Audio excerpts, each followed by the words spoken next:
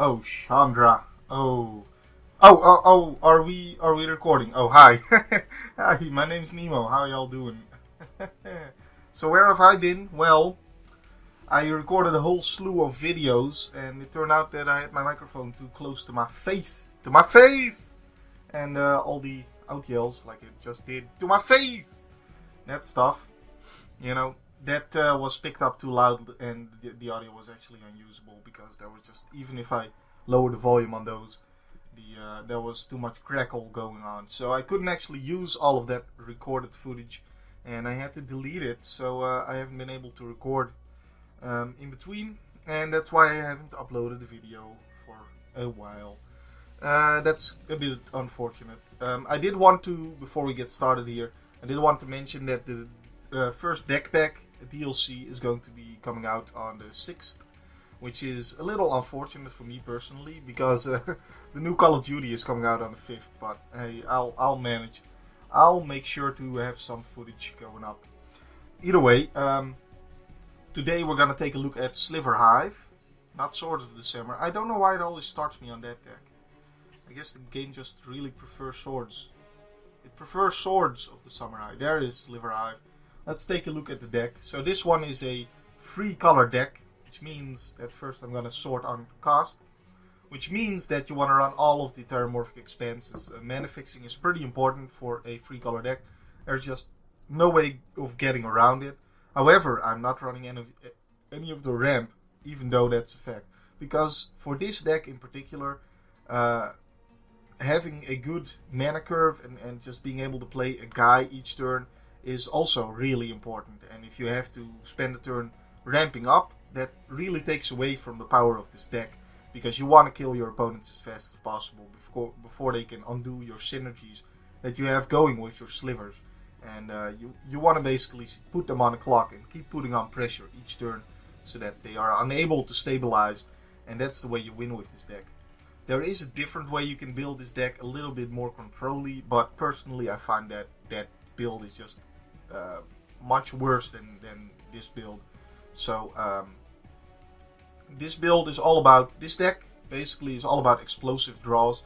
You want to get the right synergies going with your slivers, and you want to have a bunch of slivers out, and then you also need to have all three of your colors. If you don't get all three of your colors, you're pretty much doomed. So that is simply the case.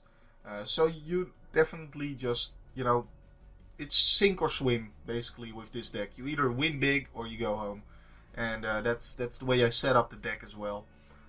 I want to be dropping dudes, and I want to be dropping dudes each turn, and just winning early. So that is how I set it up, and that's how we're gonna play it. So having said that, let's take a look at the lands I'm running 24 lands, no 6 drops, so that is quite alright with me. No ramp, like I said, and I'm running 7, 7, and 6 in colors. I'm running less green casted cards because I'm not running the ramp, so that cuts down on the amount of green there is in the deck. In fact, the better mana distribution would be 8, 7, 5. However, like I just mentioned, if you don't get all 3 of your colors, you're pretty much doomed anyway, regardless of, at that point it doesn't really matter whether the 2 colors you have is mountain and plains, or mountain and forest. If you only get two colors of lands, you're pretty much screwed anyway, and there's nothing in the deck that requires 2 of a certain color. So I think the better distribution of mana is just to have it as close to each other as possible. So 7, 7, 6. That's the way we're gonna rock it. So we got the the striking slivers right here. These are the first dudes you're gonna be playing, hopefully. And giving all your dudes first strike is pretty nice, but the main reason it's in there is because it's a 1-drop. You gotta run these. The deck is a little bit low on early drop creatures. I would have liked to have seen a little bit more of those as options to add to the deck. As it is, though, you basically have to run all of the ones that are at least somewhat decent. So we've got the striking slivers in here, and against aggro decks, having all your dudes at first strike can be pretty nice, just to set up some blocks until you can get a more dominant board position, so you can start attacking. We've got 3 Path to Exiles. there's not much to talk about as to why it's in there, because it's just an amazing card. 1 mana, remove a dude forever is really good. The one thing you want to keep in mind when playing this is to not use it too early. Sometimes you have to, but most of the times you want to definitely keep in mind that ramping up your opponent can be a bad idea in the early game. If they have too much, if they go from 2 mana to 4 mana, then they can suddenly drop a 4-drop rather than 3-drop that turn, and you could be in a lot of trouble. So, given that tempo is so important in this deck, you do not want to give your opponent too much land too fast. Think of the implications if you're playing against Evanston's Glory, for instance, and ramping them up from 3 to 5 rather than going from 3 to 4. That means they can drop an Angel turn 5, and you don't want that to happen. So, you do need to deal with their creatures, obviously, but sometimes you can afford to wait a turn, even though the creature you want to be dealing with is already on the board. You can still wait a turn and deal with it a turn later, just so they don't ramp up too soon in the game. And that is, I think, an important thing, is to know when not to play Path to Exile. But it is a really powerful card, just something you gotta keep in mind, because I see a lot of people just ramping me up too early when there's really no need. You don't want to just throw this out there on the first dude that is in your path, basically. So we've got 3 shocks here. I don't find them extremely amazing. I am running all 3 of them though, because we need some early removal. We need some cheap removal as well, because like I said, the key to the deck is to play dude after dude after dude. So having a removal that costs 1 means you can play it and play dude that turn, which is pretty important. The fact that they can go to the face usually is not that relevant, because if you have a board position where you can attack, you probably are dealing enough damage to kill them with or without the shock to the face. So they're mostly in here as a removal, but hey, it is an option, so it's nice to have. We got the predatory slivers here, which are just key to the deck, giving all your dudes +1/+1, really strong.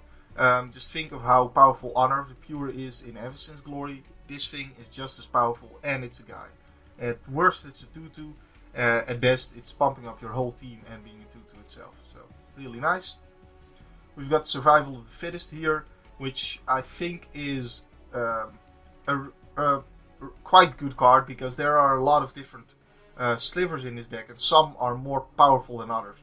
Like if you're late game drawing a striking sliver, it'd be nice if you could turn that into something much more relevant, and Survival of the Fittest allows you to do that. It is not that great early game, because you probably don't have the mana open to use it, and plus it costs you 1 mana, so turn 3 you can get a 2-drop and play a 2-drop. You can't you would much rather just draw the 3-drop and be able to play that, of course. And the other thing is, it's not a creature itself, so it slows you down a little bit with that as well. But it's still a really powerful card, and I still recommend that you run it, just because being able to get those key slivers that do the right things that this deck wants you to have out on the board is important, so that's why it's in there. So let's look at these 2-drops here. They're Rampant Groves. Like I said, I'm not running the ramp, because I find that tapping out to ramp up in this deck is not really needed. The thing is, it is a 3-color deck, so it is color fixing, and that's why you would want to play it, but there's not that much high cost stuff that you want to be playing in this deck either way. So ramping up doesn't help, but the color fixing helps sometimes. I'd rather just have some more lands in there though, and just hope to draw the right lands rather than having to rely on a Rampant Grove, because if you're Rampant Groving, you're spending a turn doing that, and that could also lead to a loss, just as well as not getting your lands could lead to a loss. So I find the tempo disadvantageous to consider running these. I did run them for quite a while. It's only quite recently that I decided to cut out the Rampant Groves, and it's been doing pretty well for me without them. So there are also these Cultivates, and yes, I'm skipping some cards here, but I figured I'd talk about the ramp package while I'm at it. The Cultivates I find just worse than a Rampant Grove, so if you're going to be playing some ramp, you want to run Rampant Grove rather than Cultivate, because 3 mana and 2 mana is a huge difference, and the extra land you get from this is probably not too relevant. You usually have at least 2 of your colors, so you only need 1 of your colors, which Rampant Grove can already help with. And again, you're not really ramping up to all that much, so the +1 land doesn't help either. And just the fact that this costs 2 is a huge boon versus the free cost Cultivate. So I find that Ramp and Growth works way better in this deck than Cultivate, but I'm not running either of them. So here we've got the free drops, we've got Mirror Entity, which can simply win a game on its own. So you gotta run this basically, and it's even more powerful if you have more dudes on the board. But like even against mass removal type decks, you can drop this, and you basically don't need to drop anything else. It can threaten to kill them at any point. If they ever tap out, you can deal them a lot of damage. If they try to kill it with burn, then in response you can make it huge and hit them for a lot of damage. It's just a really, really sweet card. And with some other dudes on the board, it becomes even more ridiculous. So these are basically what I hope to draw late game when they have a lot of mana open to cast them. But they're not bad early game either if you have to tap out to play them, because the turn after you're gonna be able to deal them a lot of damage just by tapping the mana for him rather than playing a dude. Sometimes that's the better option because you can deal so much damage with it, and sometimes it's better to just play a dude still. Which, although if you're playing a Mirror Entity turn 3 and then turn 4 you're playing a dude, you're probably not that happy. That probably means you don't have the best of board positions and didn't get the best of draws. But I digress. We've got Steelform Sliver here, which isn't the best of slivers. It's basically in there to fill up a position, namely having enough creatures in the deck that I can play early. I need some early beats, and I need them a lot. I would have rather had some 2-cost slivers instead of the Steelform Slivers, because look at my mana curve. Would have worked out much better. Some 4-drops I wouldn't have minded that either, because as you can see, I'm basically there's some low points, there's some dips in the curve when it comes to the 2-drops and the 4-drops. But unfortunately, we do not have that luxury. The only other 2-drops we could add were Rampant Growths, and I don't want to do that. So we're running these Steelform Slivers because they're dudes, and we want to play our dudes. We've got the Blur Sliver, which is simply an amazing sliver. Giving all your guys haste is really powerful, and it just allows you to set up some really powerful plays. So you want all of these Blur Slivers in there. The thing with them is that having 2 of them they don't stack with each other. There's no point in giving something haste and giving something haste. You know what I'm saying? But the opponent is probably going to kill the Blur Sliver because that's how powerful it is. So even if you have a second one, if they kill the first one, then you got another one. So it's not that bad, and it actually helps out pretty well in the dodge and burn matchup, which is a pretty difficult matchup for the deck. It's actually really, really tough to win against dodge and burn, but Blur Sliver really helps. So there's something to consider as well. We've got these Sliver constructs I'm not running, because they are worse than any of the other free drop slivers, and I'm already running quite a bit of free drops here. So I don't really see the point in running these. They don't have an ability, they're generic 2/2s for free mana. The point of running them is because if you get color screwed, then at least no matter what kind of colors you have, you can always play the Sliver construct. But in this game, the meta is so aggressive. If you're playing this, you're probably losing anyway, so it's not like it's really going to save you that much. You really need some more powerful plays, so I'd rather go for the explosive plays than to have something safe like this guy that you can always play. I'd rather just because if you're not, like I said, if you're not drawing all 3 of your colors, you're probably already doomed anyway with this deck. So, and then we've got for removal, we've got some Fiery Justice here. The fact that it lets your opponent gain some life is a little annoying, because this is an aggressive deck of sorts. It's definitely an aggressive deck. It's not like Evanston's Glory aggressive, but it is an aggressive deck. You want to get some explosive plays, and you want to have your synergies between your slivers and get in some damage. Strike while the iron is hot, basically. And whenever you're removing their creatures, it's probably because they are able to block your guys, and you don't want them to be able to block your guys. You want to be able to get in there. So if you're removing their creatures, it's probably because you're trying to raise them, and you remove one of their creatures so you can attack. But then the fact that they gain 5 life doesn't really help in erasing them. However, it's still a really powerful card. Being able to divide 5 damage as you choose is really good. So you gotta run it basically. And it works wonders against Mind Maze as long as they don't have a Lord out. So here we've got the Hive Stirrings. Put 2 1/1 colorless Sliver creatures tokens onto the battlefield is also quite nice. Especially if you have a Predatory Sliver out, then rather than dropping, like, consider if this was a free Sliver and you had the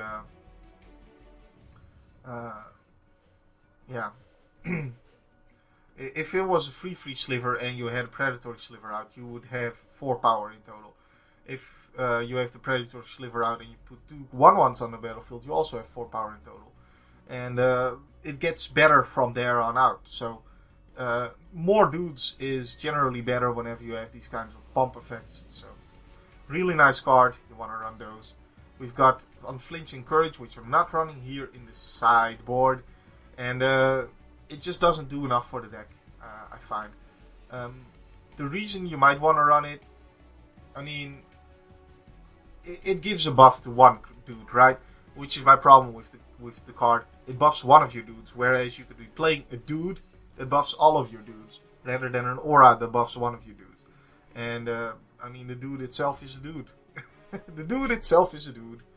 Wise words of wisdom from Nemo. Zing. Yep. I mean, this deck is all about playing synergistic creatures that work well with each other. And the reason that's powerful is because not only are you pumping up your other guys, you are playing another dude that is being pumped up by your other guys. So I find that a much more viable game plan than making one of my guys more powerful. Now, the reason you might want to run it is like in race situations where the lifelink is relevant. The trample usually isn't. And another reason would be to give your guys a little bit more toughness against the burn deck, or against like dodge and burn.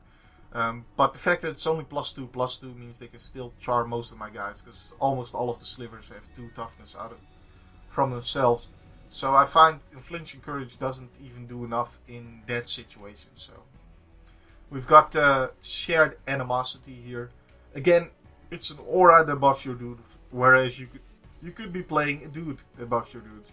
Now, it is, having said that, it is not a bad aura. If you have like 3 dudes on the table, playing this is much more powerful than playing a Striking Sliver, because all you guys get 3 more damage in that turn per dude. So it is quite powerful, but that is in the best case scenario. You gotta also think about the worst case scenarios, which being that you have like 1 dude out, or you have no dudes and you play this and you don't have a dude, Just saying. But it is a powerful card and I wouldn't blame you for running it. I just prefer not to. So moving on to the 4 drops right here. Let me take a sip of my coffee.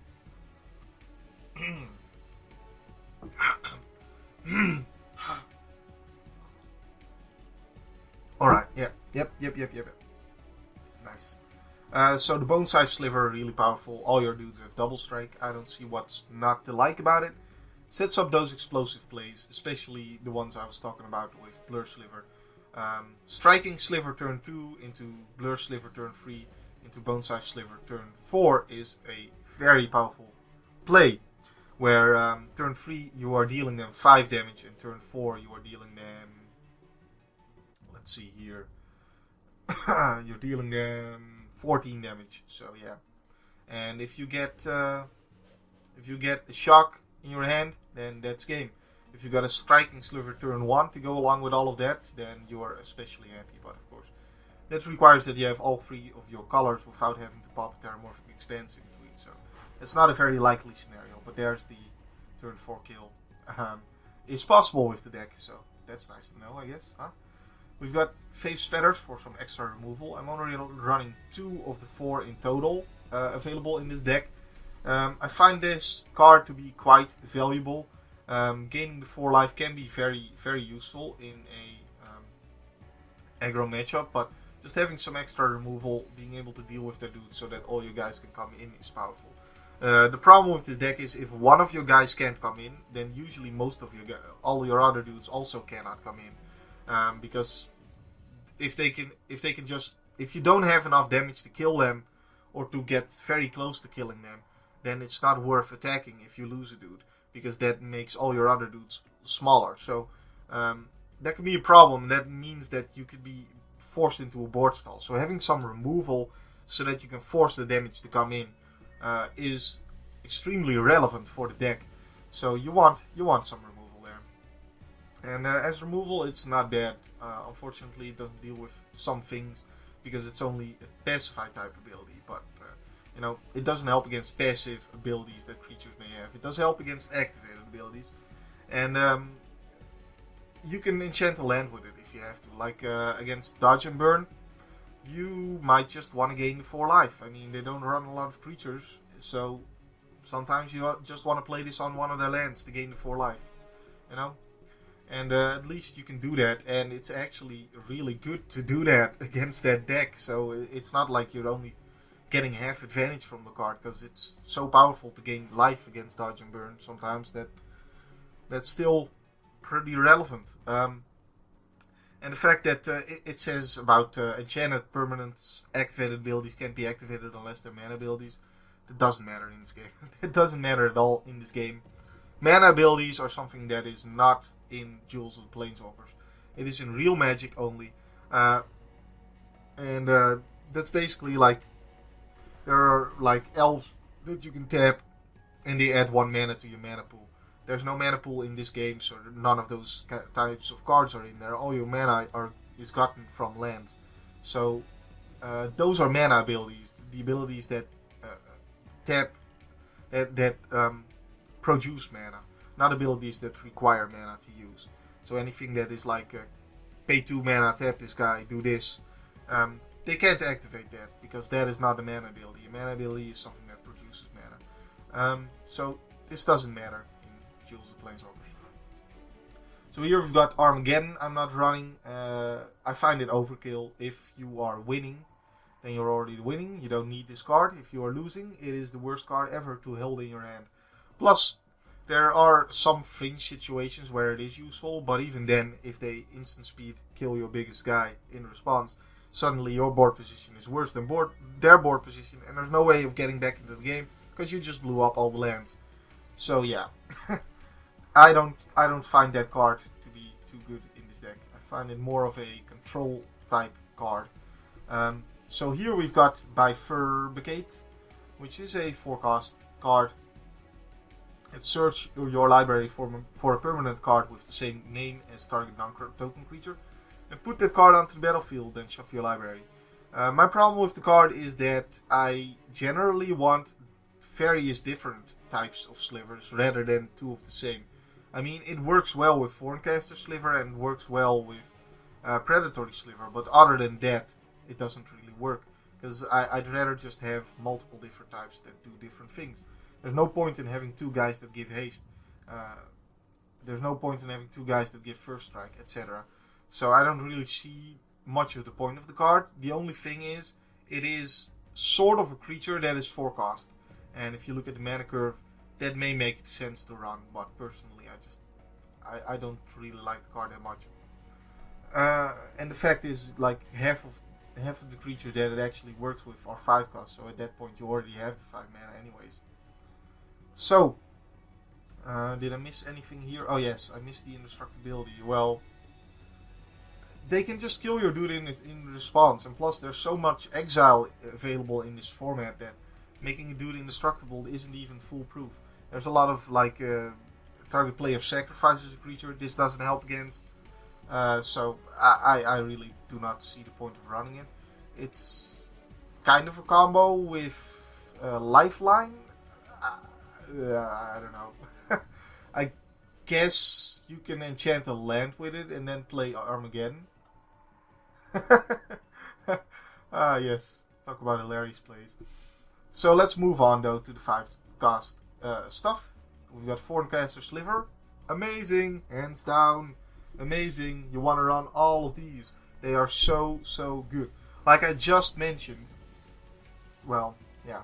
Like I mentioned with the Faith's Feathers, being able to destroy their blocker so that you can get in with your dudes is really powerful. And Forecaster frequently just kills 2 of their blockers outright the turn you play in. So it's really, really powerful. You want to be dropping dudes on the board each turn with this deck.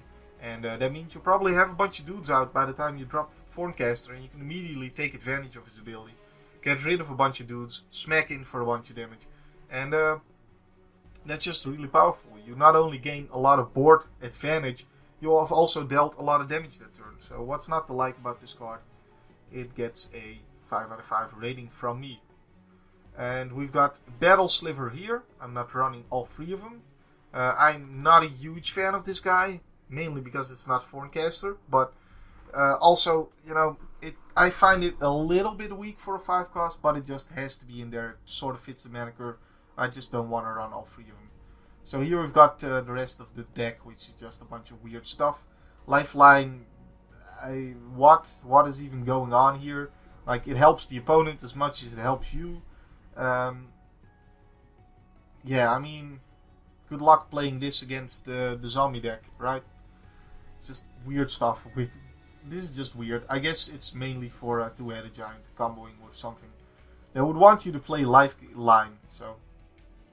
Here we've got Coat of Arms, which is just a very bad idea to play this. First of all, I don't even see the point of it, because all of your dudes get +1/+1. For each other creature on the battlefield that shares at least 1 creature that way. So I guess most of the time you're gonna give +3/+3 to your dudes. So that's for 5 mana though, and it's not a dude itself. So I would much rather play Gigantic Sliver at that point. For the 1 extra mana, having a dude out as well seems much better to me. But secondly, like, there are so many other tribal decks in this game that are more aggressive than you, which probably play more dudes on the board than you do. Like, for instance, Evanston's Glory. This is just a death wish if you play this against Evanston's Glory. So I cannot recommend running this card. No. We've got Savage Beating here, which is indeed a savage, and it's beating people. What is even going on in that card? Look at this guy jumping a horse here. Or, you know, is that what they call horses? Like in the gym? I don't even know. But he's jumping something, and he's got metallic hair, so he's pretty cool. This guy has a huge claw, fist, jaw, spikes thing that looks like Pac-Man. His fist is bigger than his head. He is gonna deliver a savage beating. Here's a dwarf in the background with red markings on his face, and he's holding some kind of cup that is shaped like a knife and doing some stuff. Where is his hand even going? And what is going on with this guy's legs? Like, even further in the background. And then this guy has a pretty cool pose. He looks like one of those poses that the Power Rangers would do after the, you know that if you ever watch Power Rangers, you know that that they always have this scene. First they beat up the guy, then they grow bigger, and always it ends with them both going at it, like, you know, you're looking at it sideways, and they both run at each other and both attack, and then afterwards you see you see them both standing there with this kind of pose that this guy is doing here in the bottom right, and the guy behind them explodes. Like, that's what this reminds me of. Either way, Savage Beating is actually a very powerful card. Normally, cards like this that allow you to get an additional combat phase, they almost always suck. They're almost always bad. This card is an exception. With the Entwine here, giving you guys an extra combat phase and double strike is powerful, even if you only have like 2 dudes. It's still really powerful. So, if it wasn't for the fact that I don't want to run a 7 cost card in this deck that isn't a creature, you know, I would consider this in another type of deck that like ramps up to 7 more easily, or, you know, has that kind of strategy going for it. So it's definitely not a bad card, but I can't recommend it in this deck. Here we've got Gigantic Sliver. Until very recently, I was playing this guy. He is very helpful. He is just a big bomb. Sometimes you flood out and you need to play big bomb. And He's your man. The thing is, I never really drew him when it happened to me. I was flooding, never drew Megantic Sliver, and then whenever I got mana screwed, I drew him all constantly. So I don't know what's up with that, but so I just decided to just keep him out of the deck. And the thing is, I want to kill my opponent as fast as possible. I basically don't even want to get into those games where I'm flooded. Maybe this guy can help me when it does happen, but the game plan here is not to get flooded in the first place, hopefully, and kill the opponent fast. Because other decks can do much more powerful things late game than the Megantic Sliver can, even though it's a really powerful card. But the fact is, if you're going to get that late into the game, it's probably because you didn't have the best of draws, you didn't get some early dudes out, and you probably don't have that many dudes to take advantage of the +3/+3 to all your guys. So that makes him, less useful. But against Dodge and Burn, however, this guy, if you can get him out, if he isn't counterspell, then you can pretty much win the game there, because 6/6 is big, and having to burn that is not a fun time for Dodge and Burn. So sometimes this guy actually helps you win that matchup, which is a tough matchup, like I mentioned. We've got Wild Pair here. I prefer Megantic Sliver if I was going to run a 6-drop, because Megantic Sliver, hopefully at least, takes down the game when he comes down. Wild Pair takes a little longer to work, and sometimes you don't have a dude to cast after it. So if you're top decking, you draw Wild Pair, you play Wild Pair, you don't draw a dude next turn, and you're in a bad situation, This is also not really the kind of deck that wants to take advantage of it. Plus, it's a little weird with the Predatory Slivers. Makes it really weird. If you have too many Predatory Slivers out, you basically can't get anything off of Wild Pair. So that's really strange. And here's Groundbreaker Sliver, which is just a horrible, horrible card. Do not ever run this. 5/5 for 7 mana. No thanks. And yeah, it is trample. Whatever. Inferno. Don't see the point to this at all. I guess it can close out a game if you, if you were close to finishing a dude and then you get flooded. I suppose. But yeah, I don't see it really. We've got Titanic Ultimatum, which not only is a 7-cost spell, it also requires very specific mana costs to be able to play. And if you ever get to 7 mana, that's probably because you didn't have a lot of dudes out, or the opponent was able to deal with all the dudes you did have, and there's not a lot of dudes that take advantage of the +5/+5 gain first strike, lifelink, and trample that this brings to the table. So yeah, that's basically the deck build. I'm going to be playing this next in a gameplay video. Hope you guys enjoyed. My name's been Nemo. My name will still be Nemo next time. And I'll see you then. Thanks for watching. And again, a reminder, the DLC, the deck pack 1 is coming out on the 6th of this month.